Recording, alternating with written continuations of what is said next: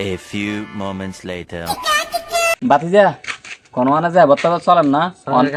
অনেক দিন হচ্ছে তো দিনে বাতি খাইছি আজকের গ্রামে এককাল চলে চলে যাবেন না কেন? যাবেন না চলো ছোট ভাই ফোন আমরা ওমা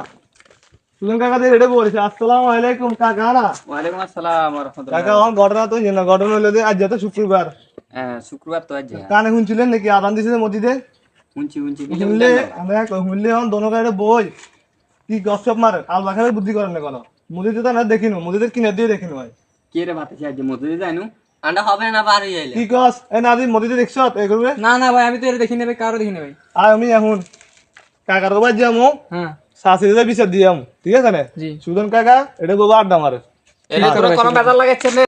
ছোট ভাই চল সুজন কাকা যে নামাজ হরে না শাশুড়ির কাছে তো হরে কমু শাশুড়ির কাছে হরে যাবো আগে আমরা মসজিদের হুজুর লগে কথা কই আর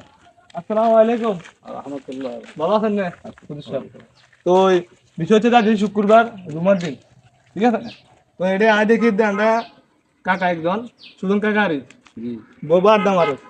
নামাজ কালাম হরে না এখন হেরে কি করা যায় মানে হের কি মানে গুণা তো নইব নাকি গুণ হইব মানে আজ যে শুক্রবার জুমার দিন গরিবের জন্য হস জি আজকে নামাজ মানে কি নামাজ পড়বে না কেন হে মুসলমান আছে না মানুষ মুসলমান হলে নামাজ পড়তে হবে আর জুমা হলে তার জন্য হজের দিন সে গরিব আমরা খুব গরিব এখন নামাজ নামা মানে সে কি মুসলমানের কাতারে আছে পড়লো না দাদা সে কেন বসে বসে থাকবে এখানে অবশ্যই তাকে নামাজ পড়তে হবে হে নামাজ পড়বো এবং তার বন্ধুবান্ধবকে নামাজের জন্য আহ্বান করবো এটা হলে আমাদের মুসলমানের নীতি নিয়ম আর না হলে কী হবো সবগুলো না দাদা কাতারে চলে যাবো এটাই আমাদের জন্য সবাইকে আহ্বান করতে হবে আল্লাহ হাফেজ সবাই ভালো থাকে আচ্ছা ঠিক আছে আল্লাহ হাফেজ, ভালো থাকেন ইনশাল্লাহ তো বাদ দিয়ে